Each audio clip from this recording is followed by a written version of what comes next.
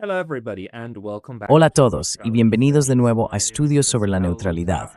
Mi nombre es Pascal Lotaz, soy profesor asociado en la Universidad de Kioto y hoy me acompañan dos pensadores inconformistas.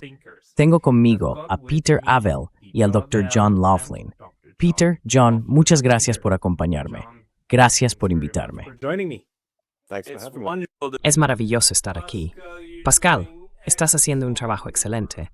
Estoy muy contento de estar aquí.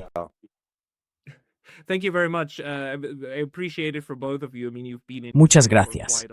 Os lo agradezco a ambos. Quiero decir, lleváis bastante tiempo en este ámbito y habéis tenido la amabilidad de invitarme a vuestro programa varias veces. Y Peter, tienes muchos programas en los medios tradicionales, en podcast y demás. ¿Podéis contarme un poco qué os llevó al mundo del podcast, viniendo del mundo académico, del periodismo y de la escritura de libros? Quizá empecemos con Peter y luego pasamos a John.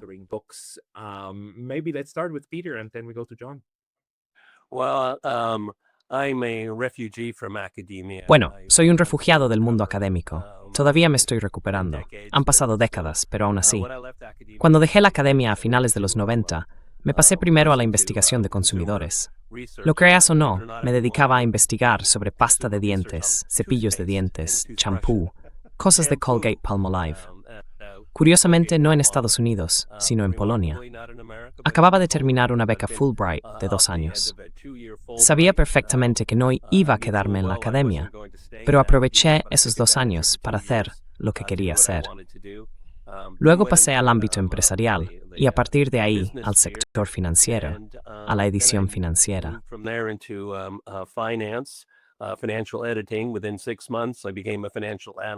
En 6 meses me convertí en analista financiero y unos meses después era subdirector del Departamento de Finanzas en mercados de capitales en una empresa multinacional en Varsovia. A ver, no hace falta mucho para convertirse en analista financiero, ¿de acuerdo? No es muy difícil. Y para aquellos que tengan que elegir entre la academia y las finanzas, id a las finanzas, ganad algo de dinero y luego jubilaos para escribir libros y hacer podcasts. Luego, en 1998, surgió una oportunidad para hacer investigación financiera y de consumo en Rusia. Trabajé un tiempo en Alfa Bank y lo odié todo el tiempo. No me gustan las finanzas. Gran parte del mundo financiero es realmente deshonesto, muchísimo, y está diseñado para ser así.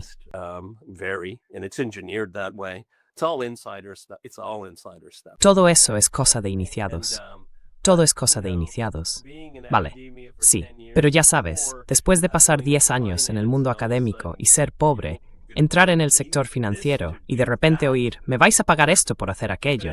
Claro, luego llegó la crisis financiera de 1998.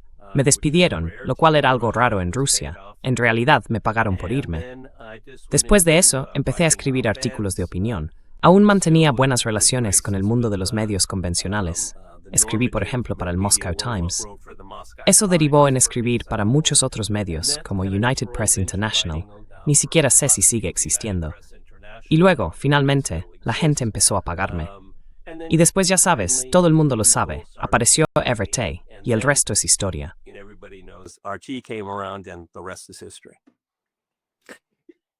Y John, ¿cuál fue tu camino para llegar a este mundo? Bueno, me gusta tu expresión, Pascal, pensador inconformista, porque para mí eso es un pleonasmo. Si eres un pensador, vas a ser inconformista. Los conformistas son precisamente aquellas personas que no piensan, sino que se guían por criterios distintos al pensamiento, sobre todo el interés propio, y diría yo, la cobardía. Mucha gente, creo, se guía por lo que cree que sus colegas y amigos quieren oír. Y eso es muy común, un rasgo humano, el instinto de rebaño. Muchos grandes académicos, soy un gran lector del antropólogo francés René Girard, que escribe mucho sobre esto y sobre las multitudes. De hecho, he impartido cursos sobre la psicología de las multitudes, incluidas las multitudes virtuales y demás.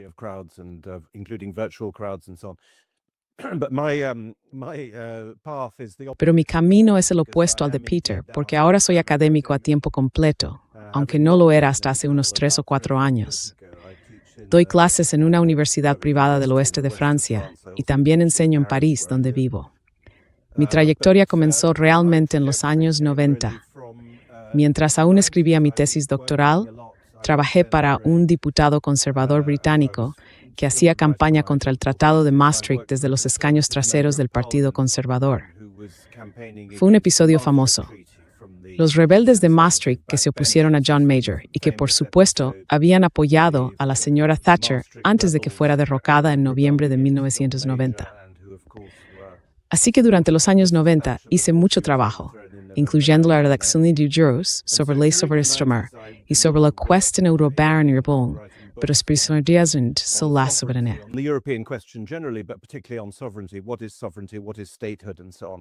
¿Qué es la soberanía? ¿Qué es la condición de Estado? Y así sucesivamente. Luego, cuando la OTAN atacó Yugoslavia en 1999, supongo que ese fue mi despertar, porque como muchos conservadores británicos, había sido una especie de atlantista irreflexivo.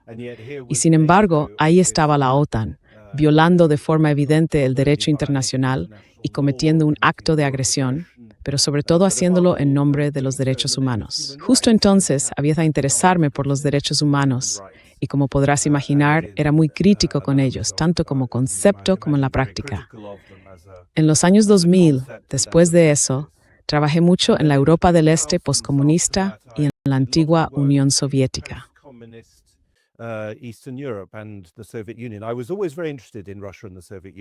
Siempre me interesaron mucho Rusia y la Unión Soviética, y viajé detrás del telón de acero varias veces antes de su caída, incluso a la propia Unión Soviética. Así que tenía un interés en esa zona y, por supuesto, en el fenómeno del comunismo y el postcomunismo. Supongo que realmente observé cómo la guerra de Kosovo fue, como a menudo la he llamado, una guerra de la nueva izquierda contra la vieja izquierda. Ciertos aspectos del marxismo, del original, del Ur-Marxismus, regresaron desde donde habían estado asentados durante varias décadas a su región de origen, que era, por supuesto, Europa Occidental, entre los expatriados alemanes en la Biblioteca Británica. Lo que quiero decir con este Occidente en esa etapa se volvió globalista y postnacional, postmoderno, internacionalista y todo lo demás.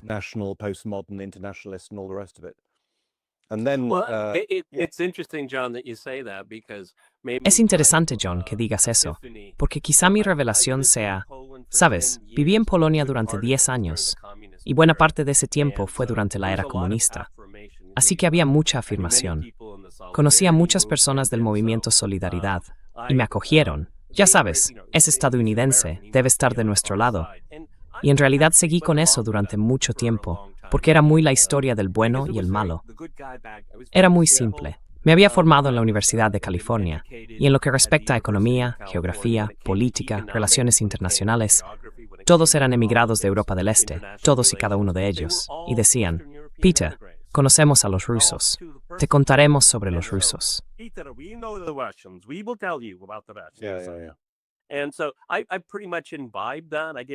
Y así que básicamente lo asimilé. No lo cuestioné mucho.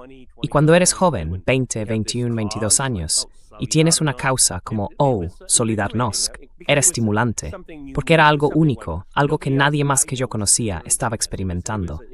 Fue realmente una especie de ejercicio útil para experimentar el mundo. Pero mi epifanía llegó cuando me mudé a Rusia.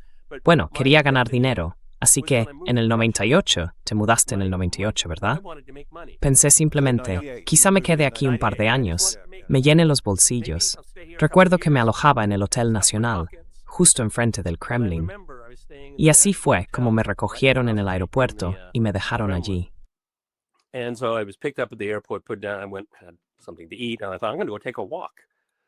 Fui a comer algo y pensé, voy a dar un paseo. Así que caminé por Tverskaya, la calle principal. Y enseguida, caballeros, hice esto. Teníamos miedo de que pasara. Y ya saben, simplemente viviendo aquí, empiezas a darte cuenta de que esta gente no tiene nada que ver con la caricatura con la que crecí, reforzada por el mundo académico y por haber vivido en la Europa comunista. Y cuando tienes una ruptura así, de repente te das cuenta de que quizá deberías hacer un poco de autoexamen. Y eso fue lo que ocurrió. Quiero decir, con todo el respeto a nuestro colega académico aquí presente, básicamente todo lo que aprendí como estudiante universitario en California era erróneo, incorrecto o una mentira. Oh, estoy de acuerdo en eso. Creo que las universidades son terribles en general. No es el que yo enseño, pero, oye, una breve pausa, porque me han baneado recientemente de YouTube. Y aunque he vuelto, esto podría volver a pasar en cualquier momento. Así que por favor, considera suscribirte no solo aquí, sino también a mi lista de correo en Substack. Es pasclotas.substack.com. El enlace estará en la descripción de abajo. Y ahora, volvamos al video. Así que ya sabes, tenemos esta idea de las universidades como lugares de aprendizaje universal, apertura y ya sabes, investigación sobre la realidad. Y luego vas a los científicos naturales y te das cuenta de que tienen mucho con lo que trabajar y que cuentan con estos métodos maravillosos como hacer experimentos y demás.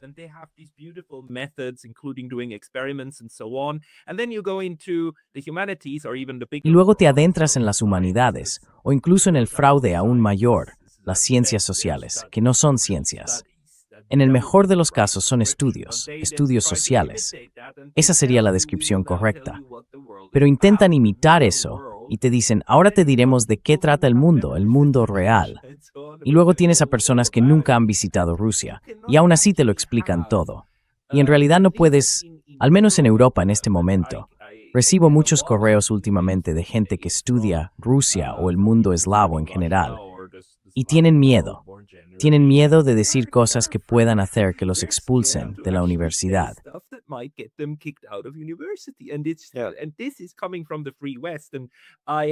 Y esto viene del Libre Occidente. Cuando esto ocurrió por primera vez y me contactaron, pensé, oh, esto debe de ser algo nuevo. Pero luego empecé a hablar con gente y me di cuenta de que no. Espera un segundo. Occidente nunca fue ese faro. Nunca lo fue. Muy buen punto. Nunca lo fue. ¿Cómo es posible engañar tan fácilmente a la gente para que crea que vive en un mundo que cuando empiezas a poner a prueba sus principios y valores, resulta no ser así? ¿Cuál es tu conclusión a estas alturas de tu vida después de haber vivido todo esto? Empieza tú, John. Adelante, Chuck.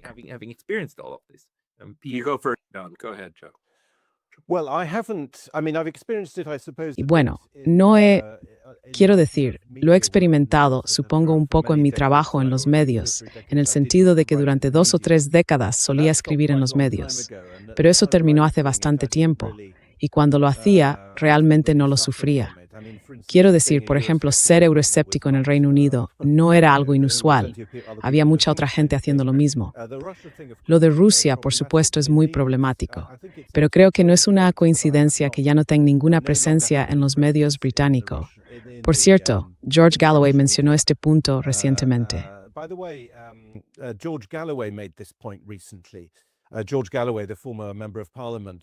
George Galloway, el exmiembro del Parlamento, fue detenido, al igual que yo, en un aeropuerto británico, Gatwick. Ambos fuimos retenidos allí en virtud de una legislación antiterrorista absolutamente vergonzosa. A él lo mantuvieron 6 horas y montó un gran escándalo por ello. En uno de los vídeos que hizo después, dijo que en el periodo previo a la guerra de Irak, es decir, en 2003, fue un opositor muy activo, apareciendo en televisión todas las noches para argumentar en contra de la guerra. Y afirmó, hablando a finales del año pasado, que no ha sido invitado a la BBC en más de 10 años. Se trata de un hombre que es líder de un partido nacional, un político bastante conocido, y así sucesivamente.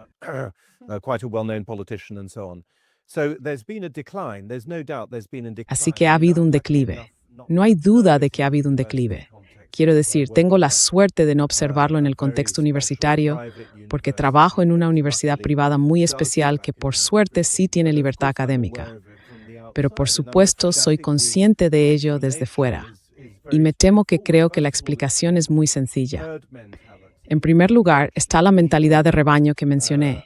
La gente siente presión y puede que de hecho esté bajo presión para conformarse. Y en general los seres humanos suelen sentirse cómodos al no conformarse. Matthias Desmet señala este punto en la psicología del totalitarismo. Dice que básicamente hay 3/3 de personas. Un tercio que se deja llevar. Un tercio estará activamente a favor y otro tercio estará en contra. Así que creo que un tercio es probablemente una estimación bastante alta del número de personas que están en contra. Pero bueno, obviamente existe ese elemento psicológico y antropológico. Pero la otra explicación es muy sencilla. Las universidades dependen, por supuesto, en gran medida del dinero público. Y para obtener subvenciones de investigación y demás, tú lo sabes perfectamente bien, Pascal, hay que pasar por un proceso burocrático que en última instancia está en manos del Estado. Y diría que no se le da un valor real. Independientemente del aspecto algo conspirativo de todo esto, quiero decir, yo estuve en la Universidad de Oxford en los años 80 y tengo que decir que incluso entonces la encontré intelectualmente muy atrasada y muy poco interesante. Recuerdo que alguien me dijo en aquella época, no hace falta ser académico para pensar.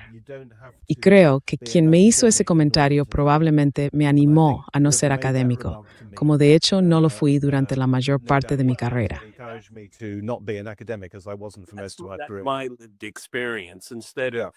Esa es mi experiencia. En lugar de pasar por la humillación de intentar conseguir subvenciones y todo eso, además, ya sabes, hay que marcar las casillas. ¿Sabes a lo que me refiero? Buscan dar. Bueno, creo que todos han entendido mi punto aquí. Yo no encajaba en ese perfil. Y no me estoy quejando, solo lo observo como un hecho. ¿De acuerdo? Sí. Y bueno, una de las cosas que he aprendido en este ámbito es que no tengo que estar en la Torre de Marfil para hablar con la gente que está en la Torre de Marfil. Es un atajo, ¿verdad? Me encanta. Quiero decir, ser, ya sabes, marginado. Tuve a Stephen Cohen varias veces en mi programa y siempre fue un placer, especialmente cuando venía a Moscú con su esposa.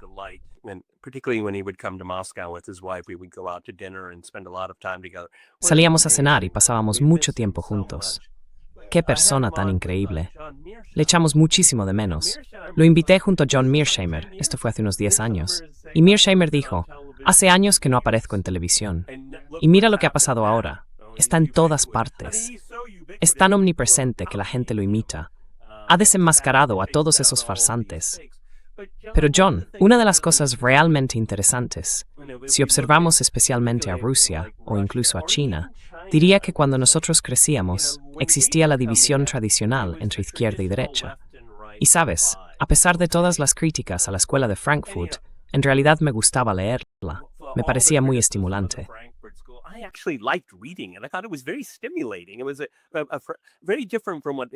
Era muy diferente de otros paradigmas.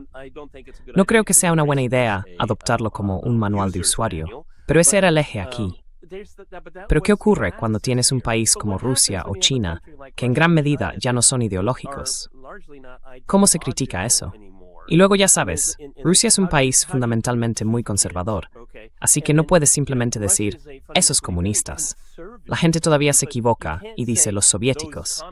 Quiero decir, los propios rusos lo dicen todo el tiempo. Así que criticar a un país como Rusia, en un sentido normativo, se volvió muy difícil.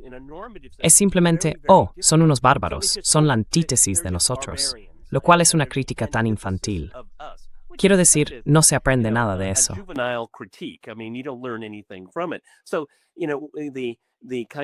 Así que, ya sabes, las herramientas tradicionales para analizar las relaciones internacionales se volvieron disfuncionales, y luego todo se volvió absurdo. Y además está el hecho de que conocemos a varias personas, no las mencionaré, académicos o cuasi académicos, que dicen, lo siento, no puedo participar, es un tema demasiado delicado ahora mismo. Y lo entiendo perfectamente. Quiero decir, hay personas en Occidente que son lo bastante valientes como para defender la libertad de expresión. Yo no soy un héroe por hacerlo, porque no hay repercusiones para mí. Pero este es el cambio fundamental, el miedo genuino que tiene la gente. Quiero decir, hay algunas personas, de nuevo, no quiero dar nombres, pero hay algunas en el ámbito de los podcasts que sigo con mucha regularidad, y estoy en contacto con ellas todo el tiempo. Y simplemente dicen, no es un buen momento. Simplemente no es un buen momento.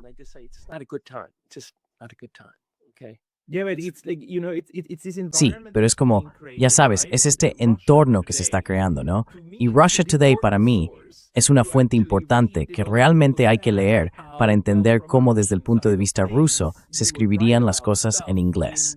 Quiero decir, ¿qué quiere decir este medio? Así que es,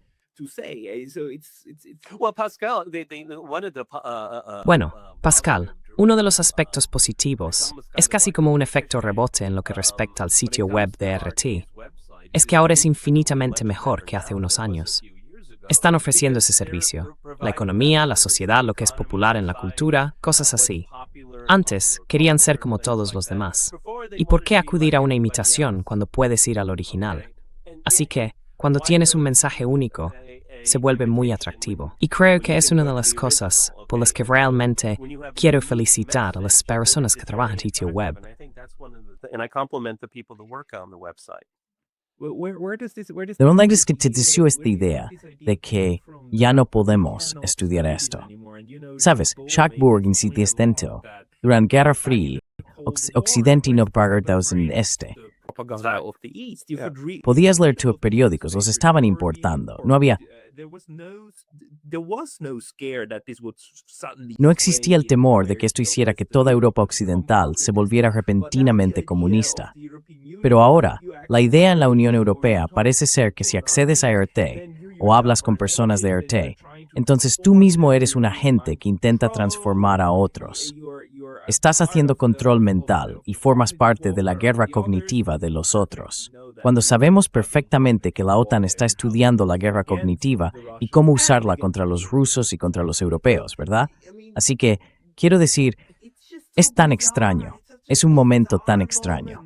Y bueno, hace 10 años, si me lo hubieras dicho hace 10 años que llegaríamos a esto, habría dicho, no, sé que quizá no es perfecto, pero nunca llegará tan lejos.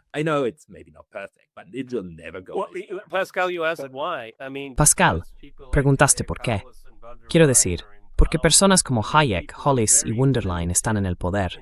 La gente tiene una inteligencia y una creatividad muy limitadas, porque los argumentos que presentan son tan endebles que resultan literalmente risibles. La razón es que simplemente no tienen un argumento sólido. Es así de simple.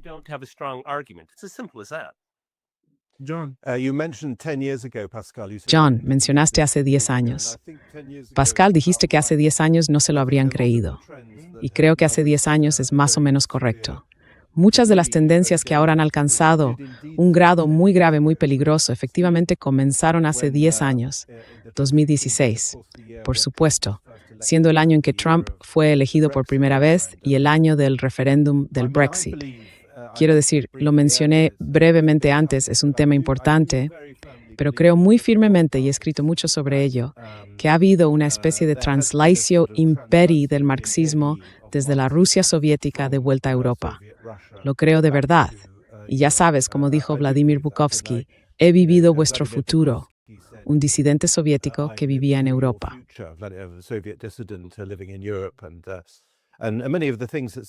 Y muchas de las cosas que Solzhenitsyn escribió en los años 70, podemos reconocerlas, evidentemente, en la Europa actual. Así que mi posición personal es que a menudo se me presenta en efecto como alguien cercano o interesado en Rusia. No lo soy. No tengo ninguna especialización en Rusia, salvo el haberme interesado por el país durante mucho tiempo. En cambio, me considero un crítico y un analista, un crítico de la política occidental, de la estadounidense, particularmente la estadounidense, y por supuesto también de la política europea. Eso es lo que hago. Y creo que lo que se me da bien es identificar, y de nuevo creo que Peter lo ha dicho hace un momento, o quizá fuiste tú, Pascal, esta noción de control del relato.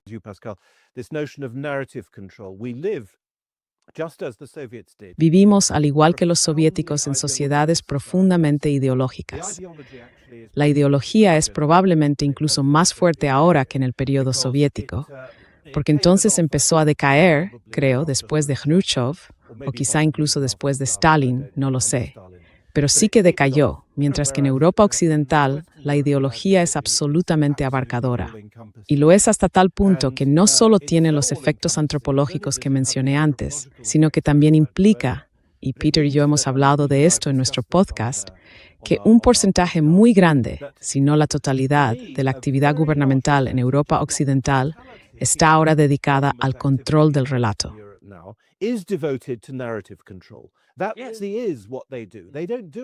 Eso es lo que hacen. No hacen nada más. No gestionan correctamente las finanzas del Estado. No fortalecen sus ejércitos para prepararse para un conflicto. No protegen a sus poblaciones con fuerzas policiales adecuadas. Evidentemente, no las protegen frente a la inmigración. No reparan las calles. No realizan ninguna de las funciones propias de un Estado en el mundo real. Peter, dijiste que empezaste vendiendo pasta de dientes. Ellos no hacen nada en el mundo real. En cambio, y todo gira en torno al control del relato. Y eso, por supuesto, es precisamente lo que nos hace en Europa en este momento.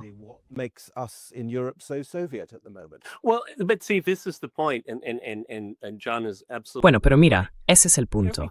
Y John tiene toda la razón. Todo lo que hago en el ámbito de los podcasts y en mi programa no es propaganda. Estoy haciendo crítica. Solo critico las narrativas occidentales. Eso es todo lo que hago. No quiero reducirlo. Eso es lo que hago. Porque ya sabes, cuando se fundó ET, queríamos explicar Rusia al mundo. Y yo dije que eso era casi imposible, porque la televisión es lineal. No puedes detenerte y, como cuando lees un libro, decir, ¿has leído esto? ¿Qué significa? Déjame volver al principio. No puedes hacer eso. Así que necesitaría hacer un mini documental sobre un tema antes de poder debatirlo. Al final, fue una tarea inútil, porque era demasiado difícil.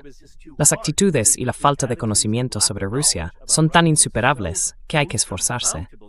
Bien, y entonces decidí que no. And so I decided no. I mean, if the critique. Quiero decir, criticaría la crítica a Rusia. Eso es lo que hago casi todo el tiempo.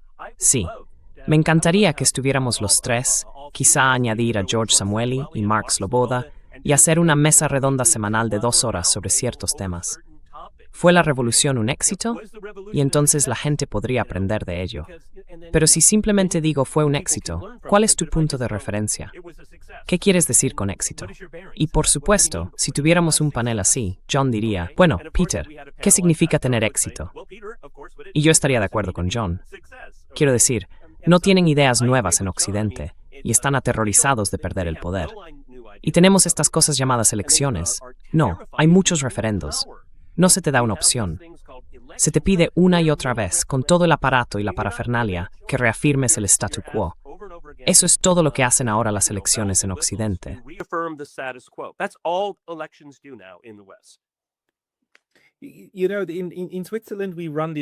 En Suiza, llevamos realizando este experimento durante los últimos 130 años con la democracia directa, y se ve con bastante frecuencia que la población votante no vota realmente como el gobierno o el parlamento sugieren, aunque no siempre.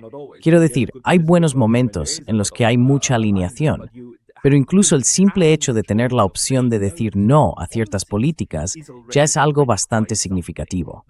Aún así, en Suiza, aunque diría que la temperatura hierve a un grado más bajo, sigue llegando a hervir en buena medida. Y si lo comparo con Japón, ya sabes, los japoneses tienen actos de expresión similares, pero no tienen la misma actitud hacia Rusia. Realmente diría que no tienen rusofobia, no la odian. En mi instituto, hace aproximadamente 1 año y medio, contrataron a una investigadora rusa de Moscú, porque es buena, así que la contrataron. Eso fue, ya sabes, hace 1 año y medio. Y creo que, en el contexto europeo, eso es casi impensable.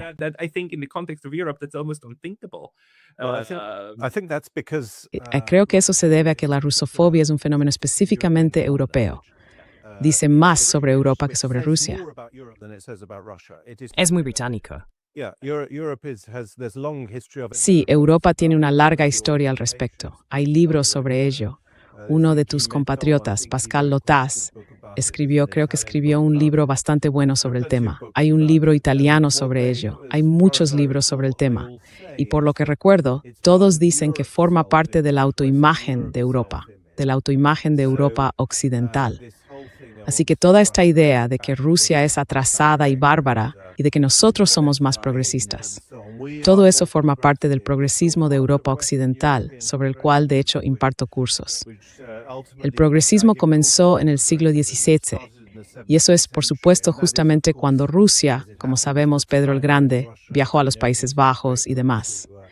Y esa imagen de Rusia como rezagada, bueno, creo que todo el mundo estaba rezagado respecto a los Países Bajos en el siglo XVII.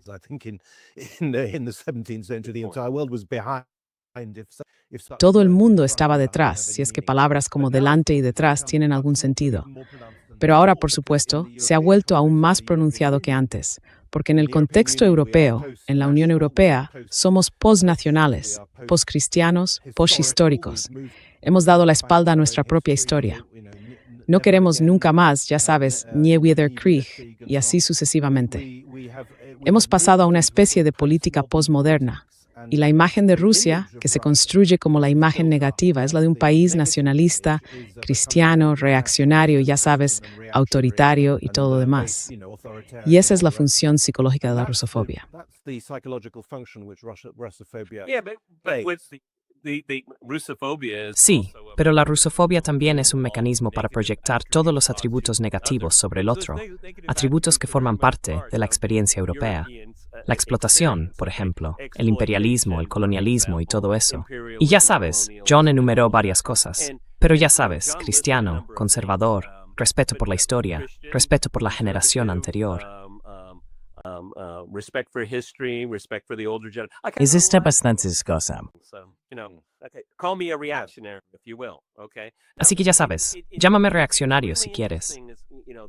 Bien, ahora, es realmente interesante. Tienes el mismo tipo de dinámica de la Guerra Fría. Entonces había ideología, pero ahora son la cultura y la civilización las que la han reemplazado.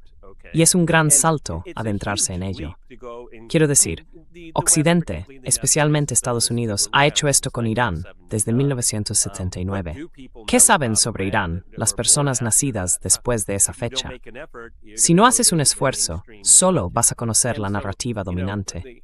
Y por eso las personas que ofrecen una crítica, muchos de los que hablan sobre Rusia en estos podcasts que todos conocemos, algunos son bastante pro-Rusia, pero la mayoría me parecen bastante neutrales.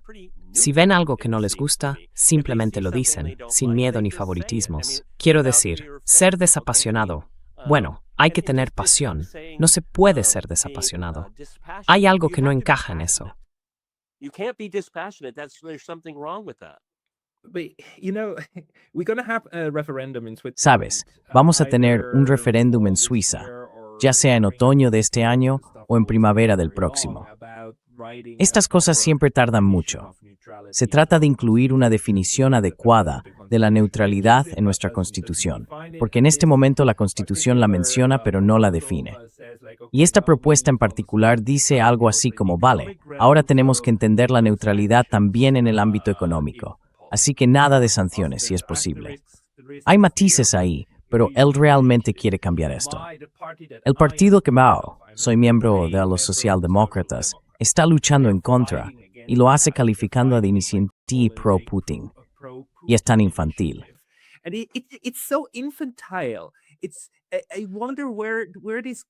Me pregunto de dónde viene esto, pero realmente muestra cómo una parte del establishment europeo, o los pensadores europeos, quiero decir, del otro lado, enmarca automáticamente todo lo que no es pro-OTAN como pro-ruso. Ya no hay espacio intermedio. Y eso me molesta muchísimo, porque toda la idea de la neutralidad consiste en ser amigo de todos, ser amigo de los rusos, de los estadounidenses, de los europeos, de los chinos, de los japoneses. Pero algo empuja constantemente a las élites europeas hacia pensamiento de bloques y de bandos, y me parece algo infantil. No sé cómo lo ves tú.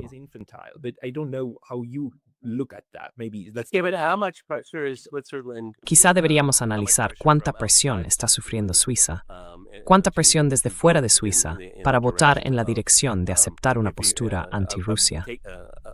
Quiero decir, ya sabes, cuando la gente menciona a Suiza, que es un país maravilloso, siempre se la trata como una excepción, y por muchos motivos. Pero hay presión por parte de la UE y de la OTAN. Quiero decir, Suiza no es miembro de ninguno de los dos.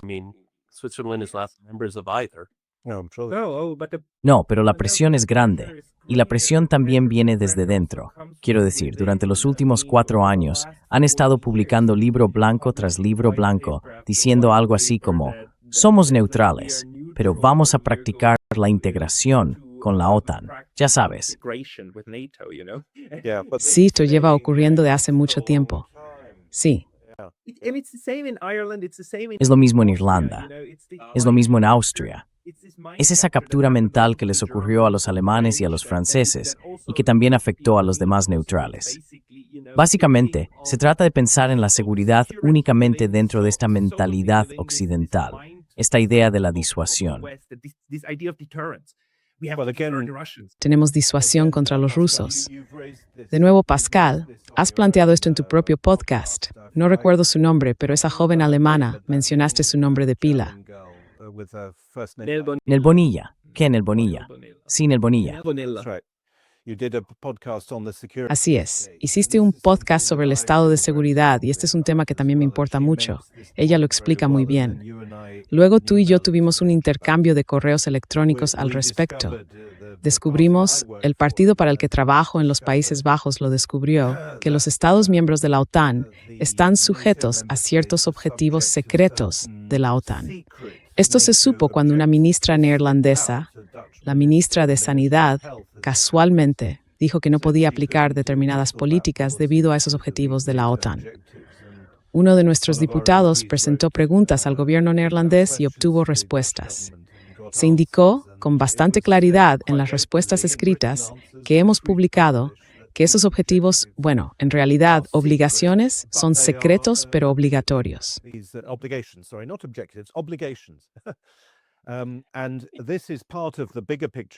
Y esto forma parte de un panorama más amplio del que hablaste con Nel, el estado de seguridad, la forma en que ahora todo tipo de cuestiones, dejando a un lado Rusia, pero lo vimos también con la COVID, se encuadran dentro del ámbito de las amenazas a la seguridad. Y cuando digo dentro del ámbito, el ejemplo que cito muy a menudo, de nuevo de 2016, es un debate en el Parlamento Europeo sobre comunicación estratégica, en el que la Comisión estuvo representada no por el Director General de Comunicación, la parte de la Comisión que se supone que básicamente hace propaganda para la propia Comisión. No, la comisaria que habló en nombre de la Comisión sobre esta cuestión de la comunicación estratégica fue la comisaria de seguridad.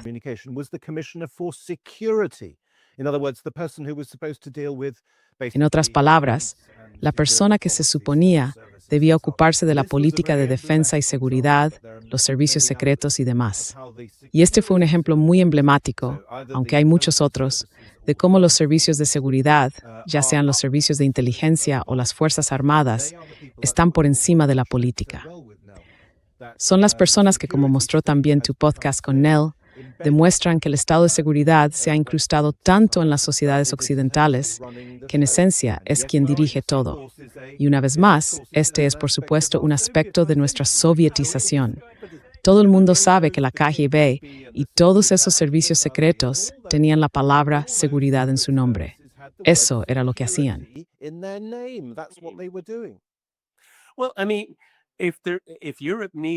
Quiero decir, si Europa necesita disuasión, la necesita a la luz de los Estados Unidos, lo cual es un tema casi prohibido.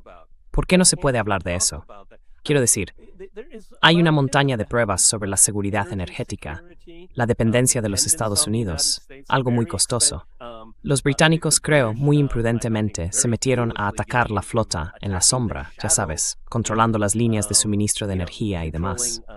Quiero decir, ¿cuánta más reclusión se quiere? Me parece realmente extraordinario.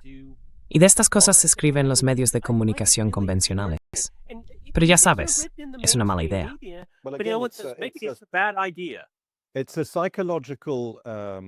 Es un problema psicológico. Hasta donde yo sé, no tiene un nombre en psicología, pero está muy bien descrito en un libro maravilloso del autor suizo Max Frisch, Biedermann und Diedermann y los incendiarios. Es una obra de teatro que cuenta la historia de un hombre que alquila habitaciones en su casa. Biedermann es un hombre muy bonachón, como sugiere el nombre. Un hombre bueno, algo estrecho de miras, un pequeño burgués. Y alquila habitaciones en su casa a personas que, como el público comprende muy pronto, son incendiarios. Son los que provocan los fuegos y van por la ciudad prendiendo fuego a los edificios. Y él, por supuesto, se niega a creer la evidencia que tiene delante de los ojos.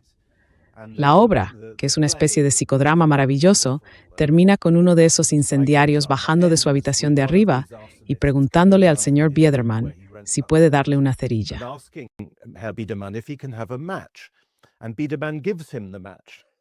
Y Biedermann le da la cerilla, Luego se vuelve hacia su esposa y dice, pero Ana, si fueran terroristas, tendrían sus propias cerillas. Ya sabes, esto es básicamente como cuando Lenin decía que los capitalistas nos venderán la cuerda con la que los ahorcaremos. Europa es claramente el escenario, uno de los escenarios, el principal, de una guerra energética entre Estados Unidos y Rusia, que comenzó hace unos 20 años, cuando América descubrió el fracking y se convirtió en un gran exportador de gas. Y Europa es el mercado natural. Sin embargo, nosotros en Europa, nuestros líderes europeos, estamos en una situación al estilo Biederman, en la que nos hemos quedado atrapados. Y la verdad, si alguna vez llegara a revelarse, sería demasiado difícil de soportar. La humanidad no puede soportar demasiada realidad. Humankind cannot bear too much reality. Pero duele, porque duele, ¿verdad? Quiero decir, si tienes que llegar a esa conclusión, realmente lleva tiempo.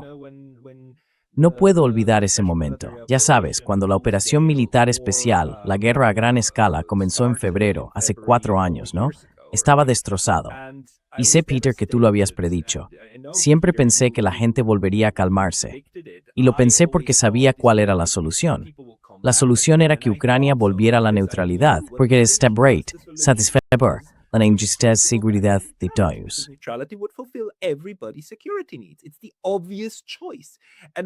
Era la elección obvia. Y cuando no ocurrió, estaba tan devastado que pensé, necesito averiguar por qué no sucedió.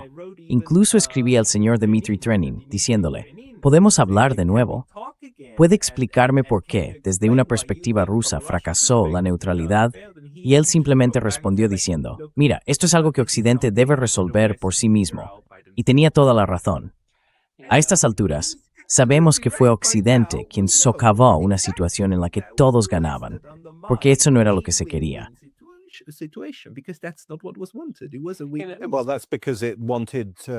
Bueno, eso fue porque así se quiso, como dijo el general Milley, el antiguo jefe del Estado Mayor de las Fuerzas Armadas estadounidenses, poco antes de dejar el cargo. Ya no recuerdo si fue bajo Trump o no, pero dijo, vamos a convertir a Ucrania en el Afganistán de Rusia. El objetivo nunca fue alcanzar la paz. El objetivo era tener una guerra, porque se creía, y él seguía creyendo, que el ministro de Asuntos Exteriores polaco, Radek Sikorski, mi viejo compañero de Oxford, dijo, vamos a luchar por esto 2 años más, y en 2 años la economía rusa se derrumbará. Esa es la política. Esa es la política, poner una llaga supurante en la puerta de Rusia con la esperanza de debilitarla irremediablemente. Así que la solución existía, pero fueron precisamente las potencias occidentales las que rechazaron esa solución.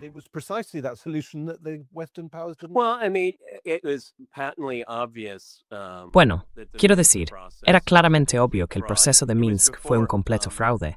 Siempre lo fue, y Merkel lo admitió públicamente, pero aquí era bien sabido. Además, había una gran frustración. Puedes leerlo en las páginas del Washington Post de diciembre de 2021, no recuerdo el título exacto, pero trataba sobre la otanización de Ucrania y lo eufóricos que estaban. Quiero decir, está justo delante de ti. El fracaso del proceso de Minsk, luego la otanización y después la actitud tan superficial de la administración Biden. Y una de las cosas de las que hablé en ese momento fue como la gente decía, ya sabes, convertir el rublo en escombros. Y yo dije, no, aprendieron de las sanciones de 2014 cuando se trató de Crimea y realmente se lo tomaron en serio.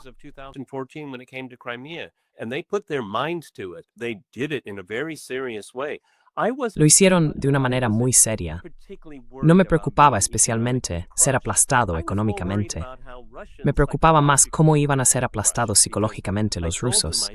Porque les dije, el gran experimento de Pedro el Grande ha llegado a su fin. Terminó en 2014. La gente empezó a darse cuenta en 2022. Así que yo ya estaba preparado psicológicamente para ello. Y lo siento, caballeros, pero lo recibí con agrado. No di la bienvenida a la guerra, di la bienvenida a la separación. Rusia necesita estar aislada de Occidente durante una generación, porque Occidente va a pasar por sus convulsiones y va a ser un proceso caótico. Va a ser muy triste, quizá incluso violento. Y quiero que Rusia esté protegida de eso. Sí, porque aquí no hay ningún correctivo. Tiene que fracasar. Lo siento. Mafra como ciudadano estadounidense, porque Oh, I'm a Russian. Yo también soy ciudadano ruso. Pero ya sabes, si fueras ciudadano europeo, probablemente ya estarías sancionado.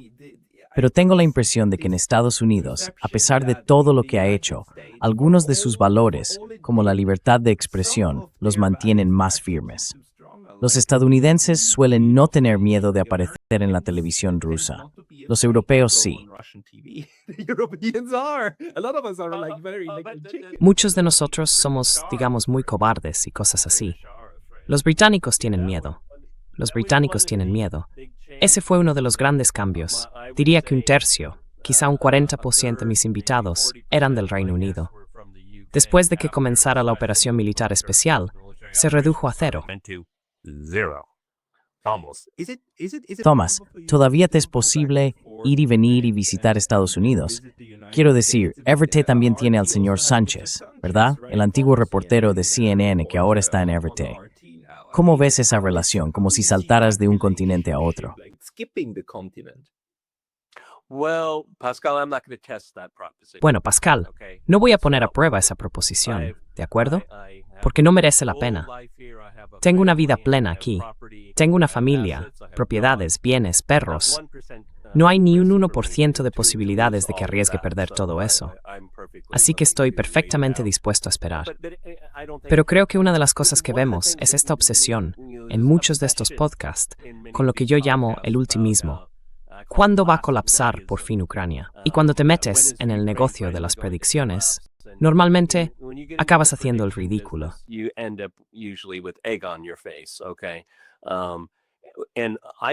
De acuerdo, y yo he dicho constantemente, y creo que lo he comentado con John, que incluso si hay un cese de hostilidades, si se alcanza algún tipo de estatus reconocido de paz, no estoy hablando de un alto el fuego, surgirán las acusaciones de una quinta columna y los señalamientos de cómo fracasó Occidente. Oh, fue desde dentro, alguien saboteó esto. Ahí es a donde se va a llegar. Aquellos que mantuvieron la calma en Europa al hablar del conflicto, creo que estarán bajo tanta o más presión, porque no habrá relaciones amistosas entre Europa y Rusia en lo que me queda de vida.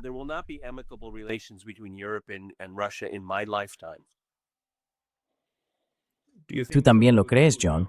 Sí, lo creo. Sí, lo creo. ¿Están estos puentes quemados para los próximos 50 años? Absolutamente. Sí. Creo que es una cuestión generacional, sin ninguna duda. No en menor medida, por cierto, porque como ya hemos mencionado indirectamente, hubo una enorme acumulación incluso antes de la invasión de Ucrania, incluso antes de 2022. Ya sabes, obviamente los acontecimientos de 2014, pero también los de 2004, la Revolución Naranja y en general, todo el constante ataque rusófobo y anti-Putin, que comenzó alrededor del año 2000, cuando Putin llegó al poder. Luego quedaron en suspenso durante un tiempo bajo Medvedev, pero, por supuesto, volvieron a intensificarse con fuerza en 2012. En otras palabras, se había creado toda una atmósfera a lo largo de muchos años, al menos una década antes de los acontecimientos de 2022. Y ahora, por supuesto, ha derivado en violencia y guerra. Y de hecho, estoy convencido de que esto durará durante muchísimo tiempo, hasta que se produzca algún cambio institucional, cultural y filosófico importante en Europa.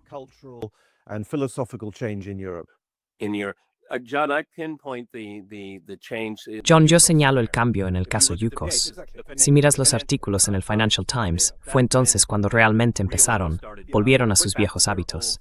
Pero Pascal, John y yo coincidimos en que una relación amistosa entre Rusia y Ucrania no está en las cartas por mucho tiempo.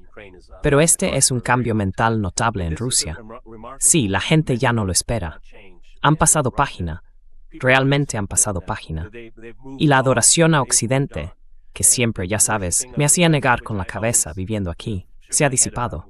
De hecho, se ha transformado en una especie de orgullo. Mi esposa se dedica al diseño de moda y hizo una observación hace una semana. Dijo, sabes, hace 4 años, los diseñadores de moda rusos estaban asombrados con Occidente y era difícil competir con ellos. Dijo, ahora los rusos solo compiten con los rusos. No les importa Occidente.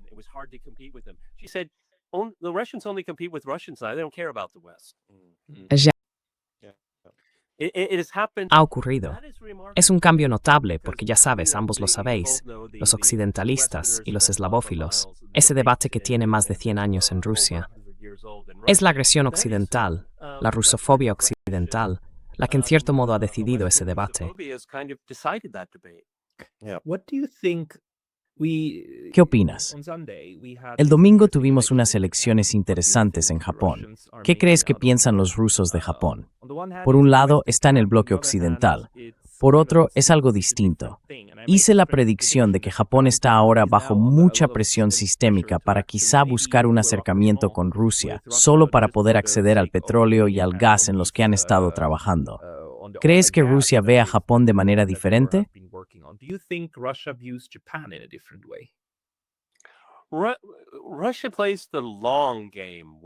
Rusia juega a largo plazo con Japón, a un juego muy, muy largo.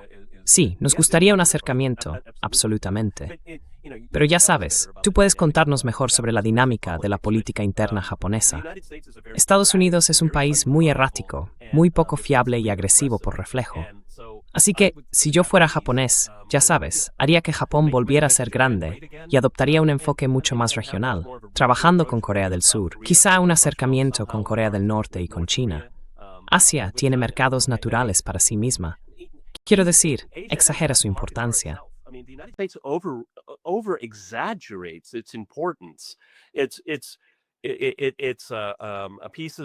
Su pieza en el tablero es el ejército, por supuesto, pero en todos los demás aspectos se vuelve cada vez menos significativa. Esta gente de Trump, bueno, es interesante, jugó demasiado fuerte desde el principio de la segunda administración Trump. En las últimas semanas hemos visto una especie de cambio. No acabo de interpretar lo que está ocurriendo ahora mismo, pero Japón está en una posición decisiva. Y creo que no quiero ver a Japón como una potencia nuclear, no. Asia ya está bastante saturada con China, Rusia, Corea del Norte y luego Japón. Suficiente en este vecindario. Pero, como dije, Rusia tiene un plan a muy largo plazo con Japón y le gustaría un acercamiento.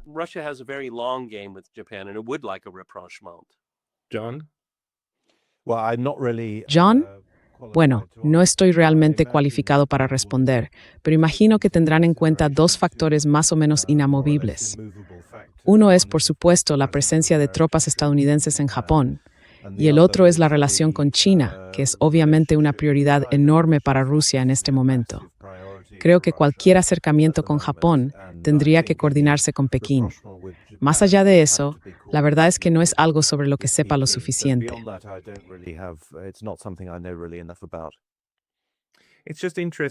Es curioso, porque Rusia es tan enorme y tiene tantos intereses en tantos frentes.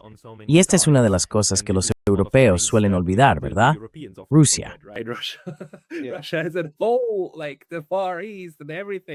Rusia está, digamos, al límite, en el lejano oriente y en todo lo demás. Pero mira, Pascal, una de las cosas que, creo, se malinterpreta o no se entiende lo suficiente es que Rusia es, en esencia, una potencia del statu quo. Quiere conservar lo que tiene, ¿de acuerdo? La gente ha criticado o comentado por qué Rusia querría apoderarse de Ucrania. No, no quiere, ¿vale? Aunque siente una obligación moral muy fuerte debido a cómo se derrumbó la Unión Soviética, dejando a millones de rusos en distintos países. Ahora bien, ese es un tema delicado aquí. Quiero que nuestros espectadores comprendan que de 2014 a 2022, Putin fue duramente criticado por el Donbass y otras zonas con mayoría rusa. He visto documentales en los que lo ponen a caldo.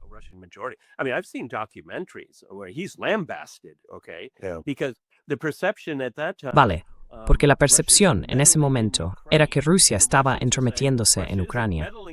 Y los rusos decían que Rusia no se estaba entrometiendo lo suficiente en Ucrania. Sí. Él realmente asumió, y lo ha admitido, su administración lo ha admitido, que se equivocaron en varias ocasiones, desde la Revolución Naranja hasta el golpe del Maidán. Así que esta ha sido una política correctiva de largo recorrido. Y también una política política, porque yo siempre recordaba a la gente que antes de la operación militar especial, mira Pascal, John, ¿visteis imágenes y vídeos a diario de cómo la gente del Donbass estaba siendo masacrada por el régimen de Kiev? No, no los visteis. Por supuesto que no. No hubo transmisión. Sí, no la hubo. There was no transmission. Yeah, you did. That's like in all these conflicts. Pero eso ocurre en todos estos conflictos, Peter. Fue lo mismo en la Guerra Civil Siria a partir de 2011. Nunca vimos en los medios occidentales imágenes de las atrocidades, los horribles asesinatos y demás cometidas por los islamistas sirios hasta la proclamación, por cierto, del Estado Islámico. Eso cambió las cosas, pero fue más tarde, en 2014. Y sin embargo, esas imágenes se mostraban constantemente en la televisión rusa. Del mismo modo, nunca vimos, como tú dices, nada del Donbass. Y por cierto, las periodistas que estaban allí, una francesa y una alemana que vivieron allí e hicieron documentales sobre ello, han sido sancionadas, ya sabes, porque esa información y esas imágenes están prohibidas. The images and so on are forbidden. Yeah, because in the newsroom, where we would be Porque en la redacción, cuando mostrábamos esos videos, la gente decía, tengo familia en ese pueblo. Claro, se visten igual, tienen la misma religión, comen la misma comida, el mismo follaje, el mismo tipo de árboles. Y eso atrajo mucha atención de las autoridades y, en general, de toda la sociedad rusa. Rusia dista mucho de ser un lugar monolítico. Y lo mismo ocurre con el este de Ucrania y Crimea. Bueno, Crimea es Rusia, pero eso no es el extranjero cercano. Eso no es su interno. Y eso nunca se ha explicado al público occidental.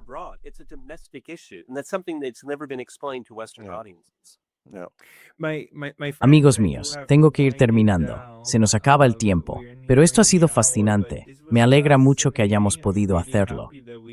Y ya sabéis, lo que dijiste al principio, es fascinante simplemente hacer preguntas a la gente que nos permitan ver a dónde lleva la conversación y qué tipo de ideas surgen. Pascal, curious. Are you from Japan or you moved to Japan, you work in Japan? ¿Eres de Japón o te mudaste a Japón? ¿Trabajas en Japón? Me mudé a Japón hace 10 años para hacer el doctorado y me quedé. ¿Por qué? Porque incluso 10 años antes, en 2004, fui allí en un intercambio de secundaria y me gustó mucho. Llevo en contacto con Japón más de 20 años. Es un buen lugar con buena gente. Y Suiza también está bien, pero ya sabes, Japón es más fascinante. Bueno, te hice una pregunta que mucha gente quería que te hiciera. ¿De verdad? Sí. Bueno, muchas gracias. Gracias también por el pensamiento público y la difusión. Creo que es realmente importante. Por favor, todos echad un vistazo a Peter Lavelle y John Laughlin en sus canales. Pondré los enlaces en la descripción. Y por supuesto, también estás en The Gaggle con George Samueli. Todos esos son podcasts muy importantes. Y todos, suscribíos a Neurology Study. Es un canal que no os podéis perder. Tenéis que verlo. Robando las bolsas de los demás. Gracias, mis amigos. Nos vemos pronto. De acuerdo, Pascal. Muchas gracias. Adiós. Bye.